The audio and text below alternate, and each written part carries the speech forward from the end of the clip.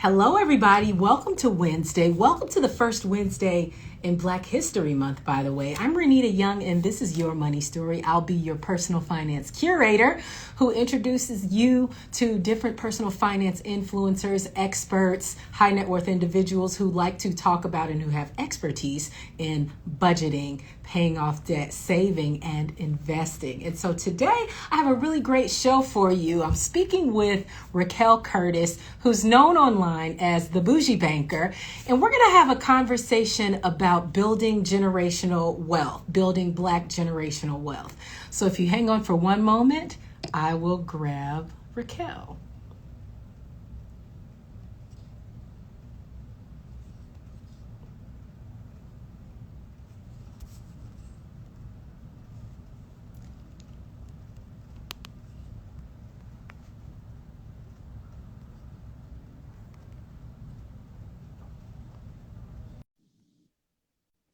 So while we wait for Raquel to come on, I guess I'll say a hi to a few folks. Hey, Rendell. Hey there, Gary Stockton. Thanks for joining us. And I see you, Danielle. Thank you guys so much for being here and tuning in. We're talking about building Black generational wealth in a moment with Raquel Curtis, the Boujee Banker. And so her story will really inspire you about how she went through really several different types of jobs, about how she changed her relationship with money, and also about how she changed her mindset on money, because it truly is a mindset shift that takes you back to, or that takes you to an area where you can be a healthy budgeter, where you can make those goals and where you can actually see them happen. So Happy Black History and Black Future. I love that, Rendell. Thank you for that. So I am, looks like Raquel is not able to join for some reason, but let me just try this one more time. I'll invite you to join. All right, I just tried to invite you. Yes, here we go. We are here. Good morning. Good morning. How are you? I'm well. How are you? I'm doing well. Happy Black History Month. Happy Black History Month. Wait, so my buddy on here, Rendell Solomon, he said Happy Black Future. He said not Black History, but Happy Black Future. I kind of like that. But thank you. You're in Atlanta now, right? Yes, I'm in Atlanta. You are, and I see Jacint just joined. Hello, Jacint. I see Hey, you waving. And so today we're going to talk about generational wealth, how to build it. You have really practical ways that you're already doing this with your daughters. But before we get into that, before you became the Boujee Banker, right?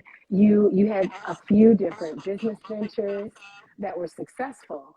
And a different career. But before even that, what was your relationship like with money growing up?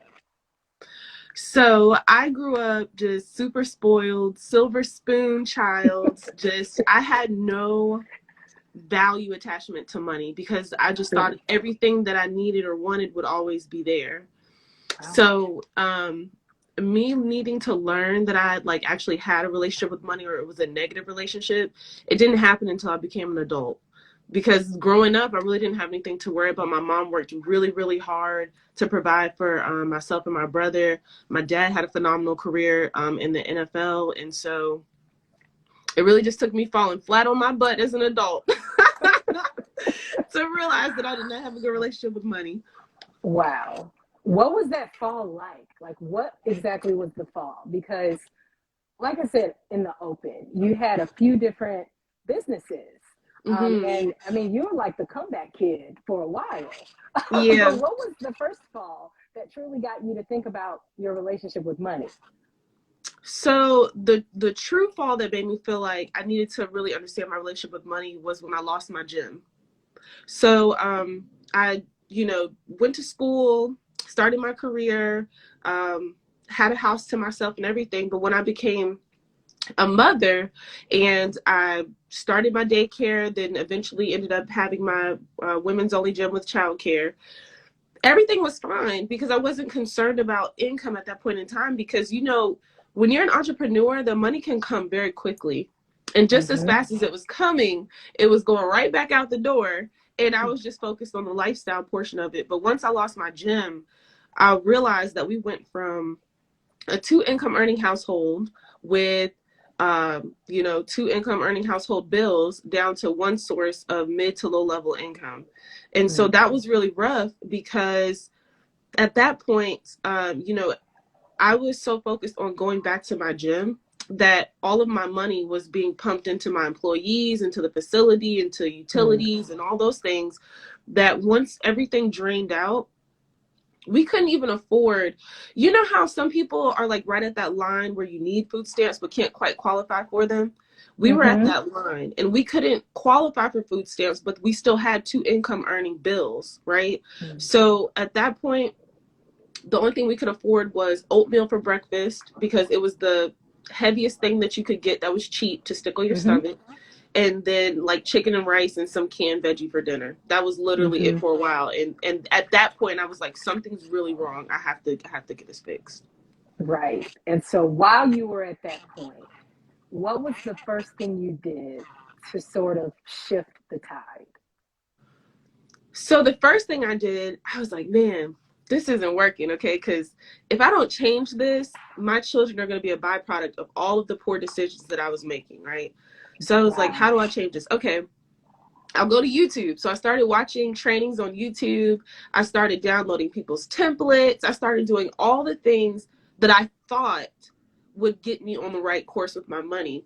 And I realized that I was only attached to the financial journey as long as I was emotionally attached to the growth, right? So I would create a budget. Everybody does that, right? We all create budgets based off of our bills.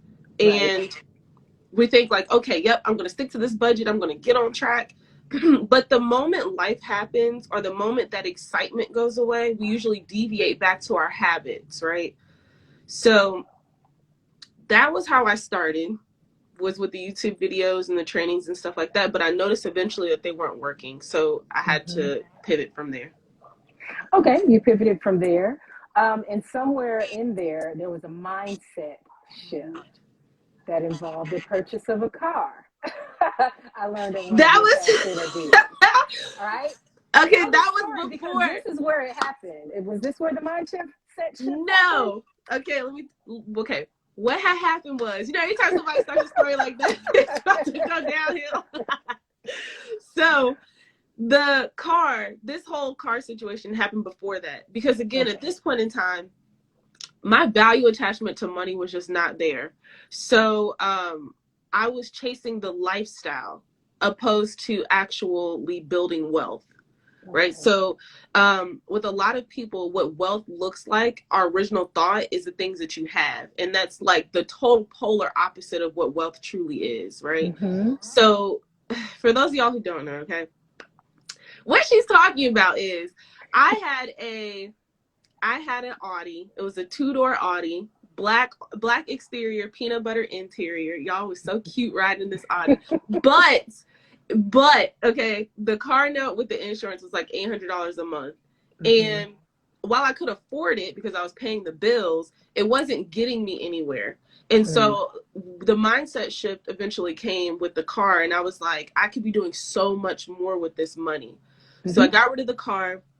And then I took that $800 that I was spending, trying to look lavish. And I actually started to focus on using that money to pay down debts and start building investment portfolios. So that's what that was about. But the mindset shift for me actually came when I realized that the templates and stuff weren't working. And I was like, well, if it's working for everybody else, why isn't it working for me? Like, if everybody else is on all of these super popular plans and they're working, why is it not? Why am I not saving money? Why am I not getting to where, all that stuff? So I realized that it was my personal relationship with money that had to change. And that took some real deep diving and discovery to realize like, okay, where did this relationship start? Where did these habits start? How do I identify what my triggers are around those habits? And when I identify what those triggers are, what's my response to those triggers?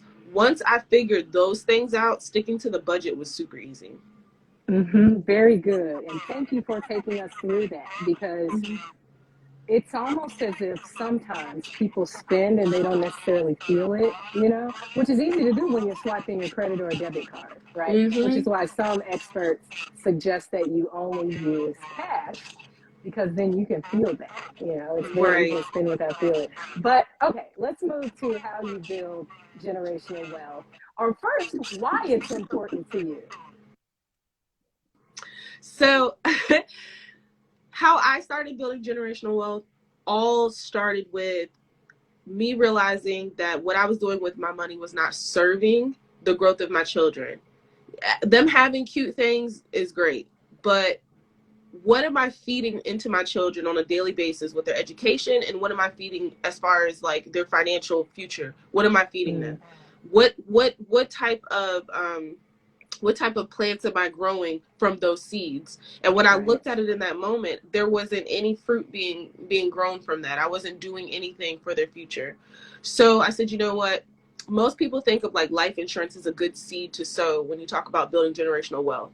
Now, Mm-hmm. that is a good route to go, and I do have life insurance, obviously. But you can have you have $1 million policy, but if you don't teach your child what to do with that $1 million when they obtain it, it's Mm-hmm. not going to matter that they have it, because they're just going to do what Yep, they know to do. And if you didn't teach them properly, it's probably not going to be what's in their best interest either, right? So, exactly. And they may not learn it in school either because right. most Honestly, schools don't most of teach the it. things that we need to learn as far as taxes, how to be a good steward of your money, and those type of Mm-hmm. things, you really don't learn in school. Most of the things that you learn with money come from what you were taught in the house, in the home, and also what you observe.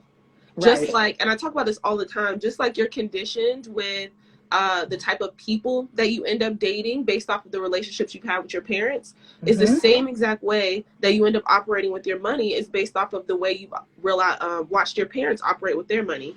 Exactly. Mm-hmm. That makes perfect sense. So you have 5 practical ways that parents can start building generational wealth with their kids because, I mean, it makes sense. Generational wealth does start with the kids, the Yeah. youngest ones in the family. So, what are your ways to do it and that you practice with your girls? I love these ways, by the way. They're very practical and they're very impactful. Thank you. So, the first way that you can start building generational wealth is to identify, like, what is your plan for your kids? If you have young children, think about, for story time, for example, what are the type of bedtime stories that you're reading? What's the type of information that you're pouring into them? So one of the things that I spoke to Renita about was, my kids, they read financial literacy books and they read personal development books, but I do it in a way in which it's not feeling like a chore to them. They actually look forward to doing it. And so, remember when I talked to you all about the value placement and me not having a value attachment to money? Mm-hmm. Teaching your kids that value attachment doesn't have to specifically be, this is $1. When you go to the store, no, don't spend your dollar, save it.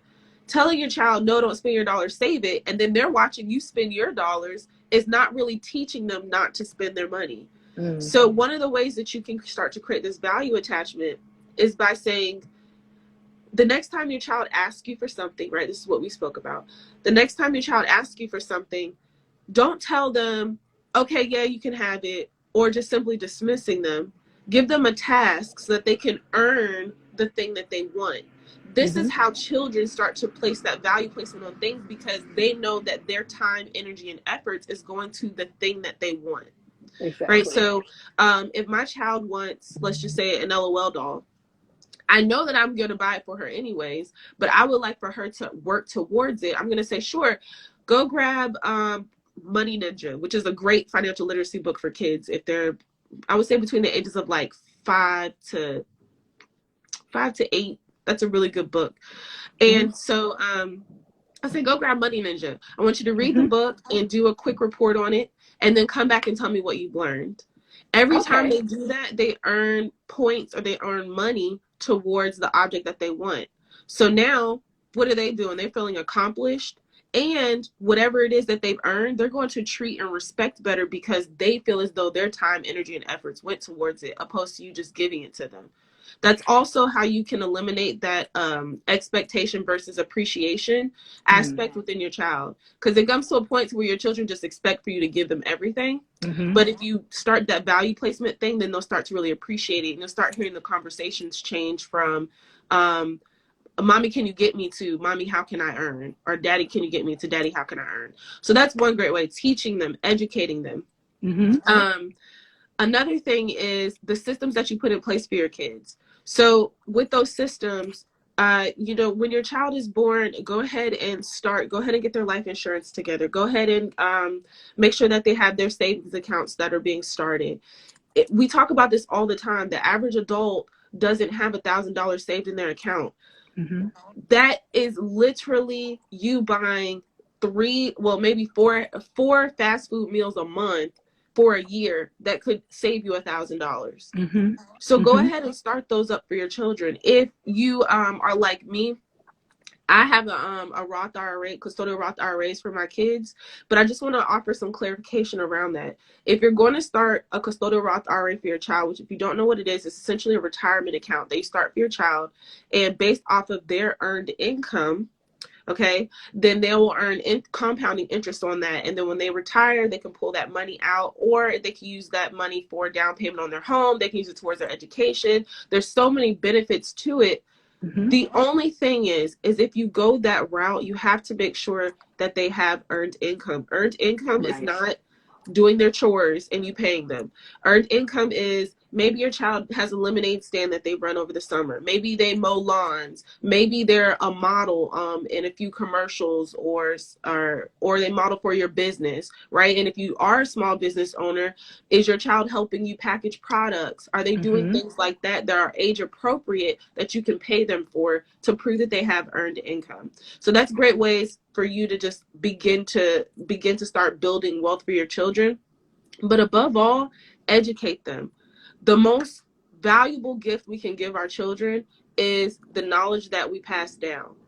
I Mm-hmm. don't care if you are passing down $1 million. If you are not properly educating your child on what to do with those assets, you might as well just take those $1 million and go Mm-hmm. out and say, "Hey, y'all want $1 million?"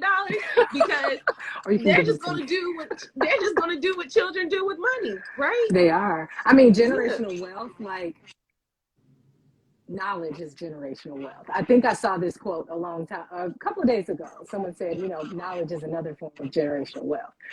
So make sure you pass that down. Knowledge, peace, joy, all of that. And I love those. Thank you so much for giving those. Did we get to 5? Was it 4 or 5? I I think we think we did. got I to think we did 3. I think We we did did 3. 3. Okay. I Well, think we keep did 3. going because people are really loving. Sorry about that. People are really loving these. I'm seeing it in the comments. People are saying, "Oh, that's a great idea." And I actually want to go back really briefly. You talked about the custodial IRA or your custodial account that would be an IRA for your kids.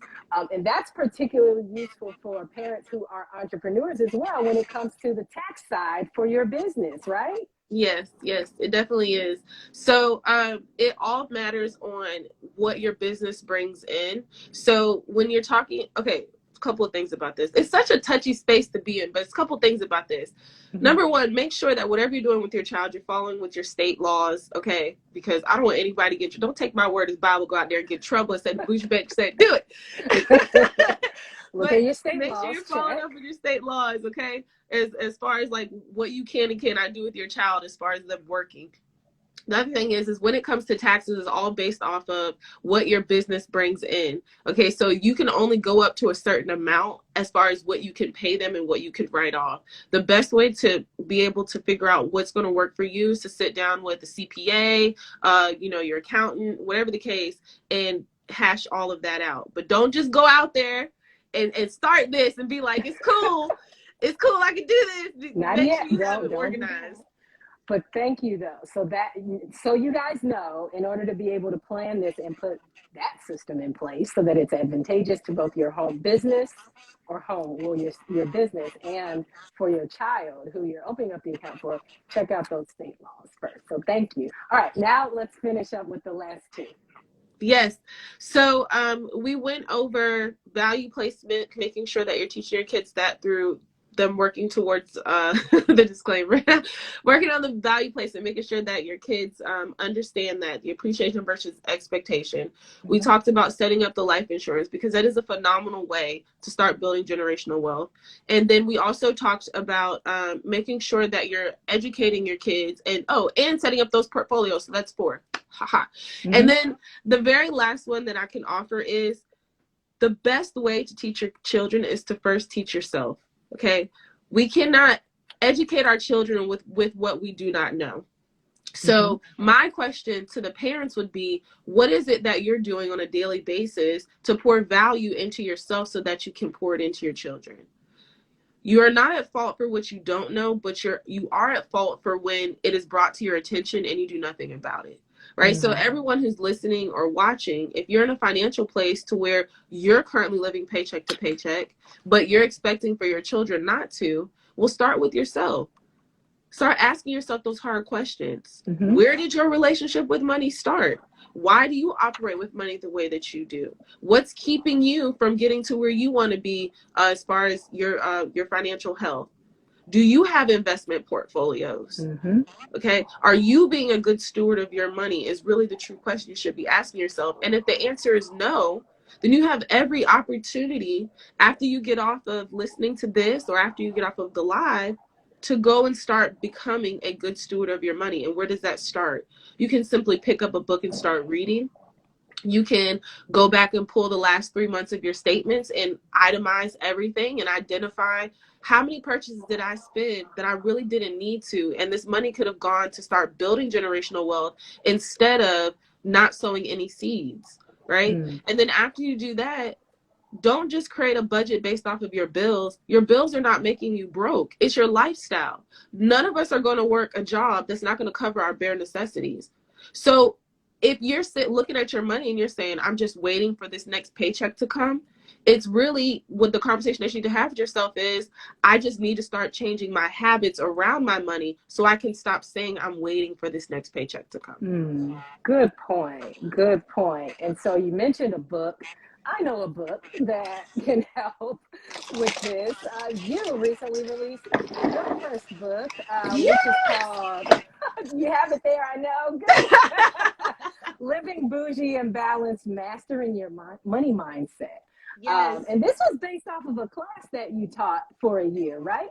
Yep, exactly. So this book, I had a complete nervous breakdown about, but it's helped so many people. Matter of fact, I called you Yeah. and a few other people, and I was like, I don't know, I just don't think I'll do it. I'm just so nervous. And this book has helped so many people. It's That's sold great. in 29 states. Oh, congratulations. Okay, it's sold in 29 states and in 4 countries. And the response that I've been getting from people is it's straight to the point and it Mm-hmm. helps you realize where you are with your money and where that relationship started. I just love That it. is amazing. And that, folks, that's where you can start. That's why whenever I bring people on Your Money Story, I ask the first question, what was your relationship like with money? And every time I actually start to think about my relationship like with money growing up, and it helps me go back and think about the ways that today that kind of manifests and whether or not that needs to change, because we all grow up in different seasons of our life and we can always get better all the time. So this is lovely. And you also have a finance planner, correct? I do. It's right here. I have everything. It's right Can here. people get that online yet, or are you still selling at your in-person events? So right now they're being sold at in-person events, but it is being put online. So I have a digital planner as well as the physical planner. And let me tell y'all know I'm a mother of 3 children, okay, y'all, 14, 9, and 6 now. And so I created this planner many of late nights, 3 a.m.s, 4 a.m. nights when they were asleep. Every aspect of this planner is something that I feel is really going to help you because it's not just saying, let me look at my budget. It takes you through combing through your statements. It takes you through setting those goals, where where you want to be. It takes you through saving for something that you want, something that you need, something that you want to do. Mm-hmm. And it also has a monthly tracker, a bi-weekly tracker, as well as a weekly tracker in there. So you can be a good steward of your money. So it's great. Good, good, good. And then lastly, Boujee and Balanced University. Where can Yes. people find out more information? Yes, if you just simply click on my website, you'll be able to get more information about it. Essentially, Boujee and Bounce University developed from a finance accountability group that I started. And after I began helping so many women, the program just kept developing, where graduates of the program started to want to become accountability coaches to help other women as well. Mm-hmm. So we sat down, we added more value into the program, and now the university, I can say the university, comes with not only the full process of going through your relationship, getting your budget together, being a good steward of your money, hitting those savings goals, paying down your debts, but it also comes with the strongest point, and that's accountability. Mm-hmm. There's a study that shows that you are 95% more successful at sticking to a goal when you're held accountable. So I feel honored that some of the graduates from my program are now accountability coaches because they know what it's like. These Mm. aren't people who had just always had the best relationship with money. They're people who went through the exact same journey that Mm-hmm. new enrollees are going through, and they're able to relate, and they're able to help guide them through. So it's just amazing. That's amazing, amazing. And that's a great place to leave it. By the way, folks, if you haven't met Raquel before, she's called the Boujee Banker because she was a banker as well. Mm-hmm. And her situation, like you, another hit that you came back from in a big way. The pandemic, unfortunately, ended that, banker position, but you built up your brand in such a huge way that now people know you, you say, in several different countries. So Yeah. congratulations for the success on your book. You got over that anxiety hump. And this has been Your Money Story. If you have more questions about the Boujee Banker, go on ahead and head over to her page, the Boujee Banker. Then it's an underscore. And you can have links to all of her social media pages as well as her YouTube page, which has several different really informative videos about this topic of personal finance. So I'm Juanita Young, and I hope all of you have a lovely day. And hey, go create some generational wealth. Bye, Raquel. Bye, Renita. Thanks for having me. Thank you for coming.